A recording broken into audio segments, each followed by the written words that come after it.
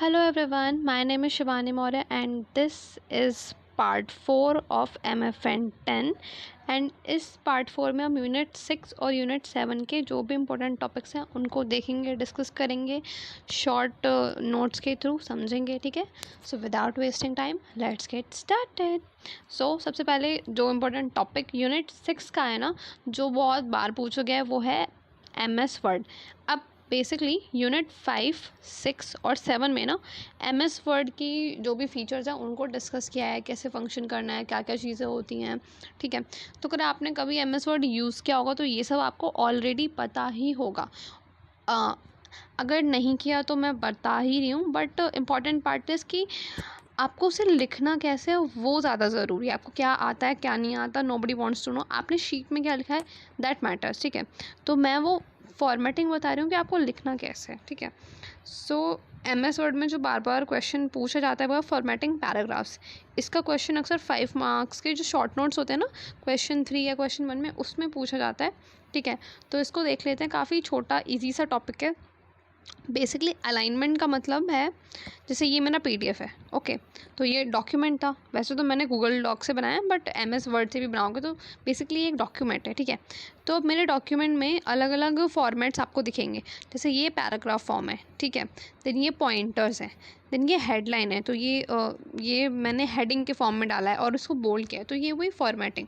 तो मुझे अपने पैराग्राफ को कैसा फॉर्मेट देना है, उसके क्या क्या ऑप्शन है वो समझते हैं. ठीक है, जिससे कि जो हमारा जो टेक्स्ट है ना वो अच्छा दिखे, अपीयर उसका जो ऑर्गेनाइज वो अच्छे से ऑर्गेनाइज्ड और प्रोफेशनल दिखे.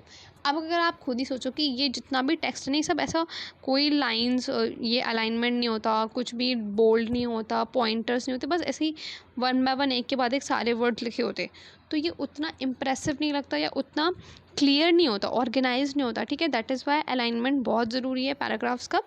अब क्या कैसे कैसे हम अलाइनमेंट कर सकते हैं, हम अपने पूरे टेक्स्ट को लेफ़्ट साइड डाल दें, सेंटर में कर सकते हैं, राइट साइड में अलाइनमेंट कर सकते हैं. अब इनके शॉर्टकट क्या क्या है, Ctrl+L करोगे तो पूरा टेक्स्ट लेफ़्ट साइड जाएगा, Ctrl+E करोगे तो सेंटर में आ जाएगा, Ctrl+R करोगे तो राइट साइड चल जाएगा. ठीक है, इसको बहुत ही बेसिक समझना है. तो ऐसे समझो कि जब हम बचपन में हमें कभी लेटर लिखने को बोला जाता था ना स्कूल में, फॉर्मल लेटर लिखो, तो जो टू द प्रिंसिपल ये वाला जो पार्ट होता था वो हमें इधर लिखना होता था लेफ़्ट साइड. देन हमारा जो उसका मेन कंटेंट है वो हम यहाँ लिखते थे बीच में, तो ये हुआ सेंटर पार्ट. ठीक है, देन हम लिखते थे विद रिगार्ड्स, तो ये लेफ़्ट साइड में लिखते थे. ठीक है, तो हर चीज़ को लिखने का एक तरीका होता है, एक पैटर्न होता है. ठीक है, सो ऐसे ही डॉक्यूमेंट्स में भी जो हमारा टेक्स्ट होता है उसको लिखने का एक अलाइनमेंट होता है. पैराग्राफ को हमें अलाइन करना होता है. Okay, then justify alignment. Justify करने का मतलब होता है कि जो वर्ड्स है ना वो ऐसा स्ट्रेट में रहें, ऐसे लाइन में रहें. ऐसा ना हो कि कुछ वर्ड इधर ख़त्म हुआ, कुछ इधर, ऐसा ना हो. अब इसका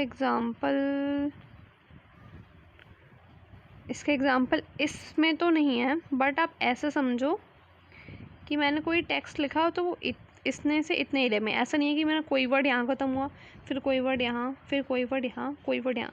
जब भी आप कोई प्रोफेशनल डॉक्यूमेंट देखोगे ना तो उसमें ऐसा नहीं होता, उसमें पूरा टेक्स्ट जस्टिफाइड होता है. यानी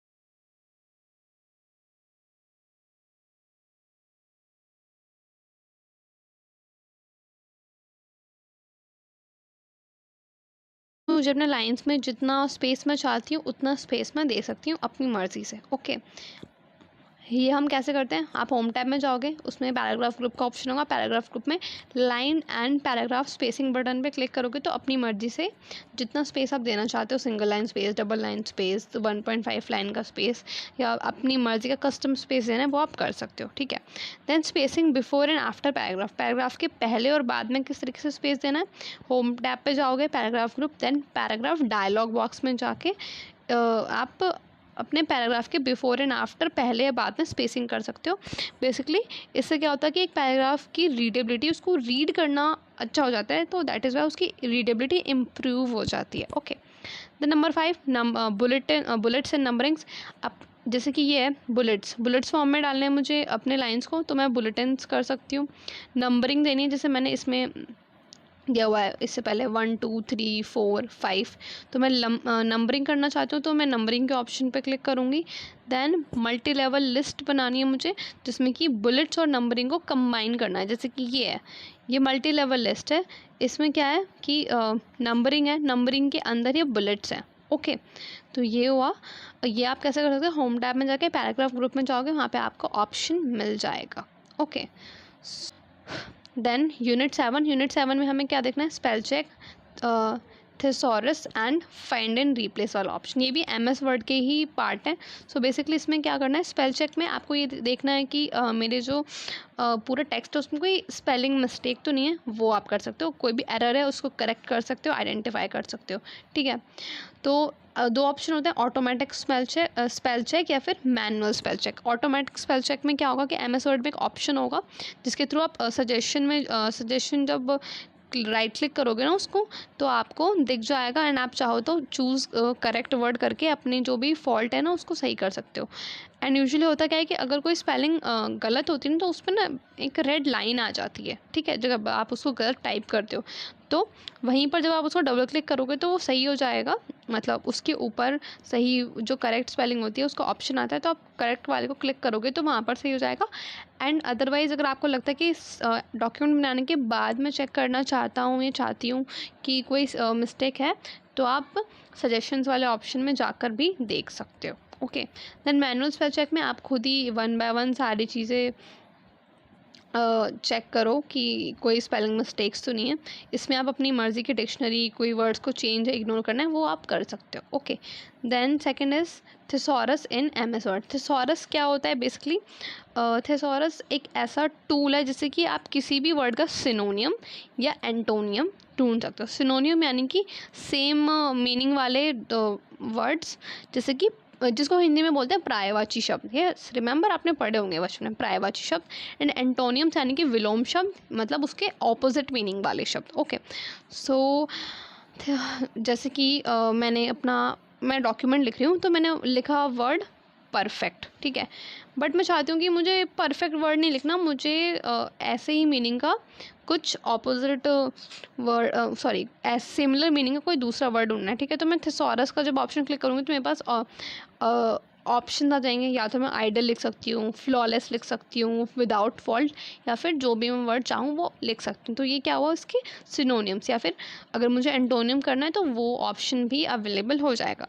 अब इसको यूज़ कैसे करते हैं, जिस वर्ड का आपको थेसॉरस करना है, मतलब जिसका सिनोनिम या एंटोनियम चाहिए, उसको सेलेक्ट करोगे, देन रिव्यू टैब पर जाकर थेसॉरस का ऑप्शन क्लिक करोगे, देन एक पेन आ जाएगा जिसमें कि बहुत सारे सिनोनिम्स और एंटोनिम्स आ जाएंगे, आपको जो चाहिए वो आप चूज़ कर सकते हो और रिप्लेस कर सकते हो ओरिजिनल वर्ड को उससे।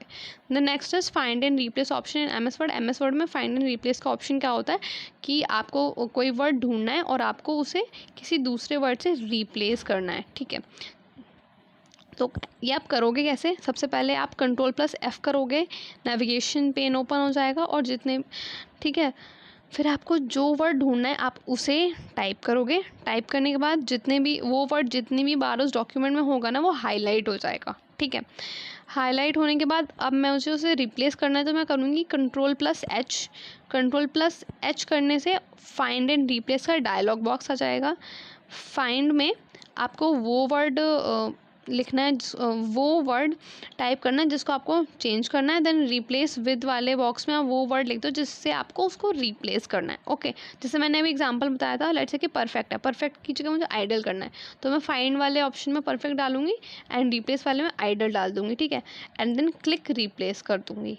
या फिर अगर मुझे पूरे डॉक्यूमेंट में सारे वर्ड्स को रिप्लेस करना है, सारे परफेक्ट को आइडल से रिप्लेस करना है, तो मैं वो ऑप्शन डाल दूँगी, ठीक है। तो सारे रिप्लेस और फाइंड एंड रिप्लेस का जो ऑप्शन है वो हम ऐसे परफॉर्म कर सकते हैं। अब समरी देख लेते हैं। समरी में हमने क्या देखा, स्पेल चेक हम क्यों यूज़ करते हैं, ताकि कोई ग्रामेटिकल मिस्टेक या कोई स्पेलिंग है उसके लिए हो जाए।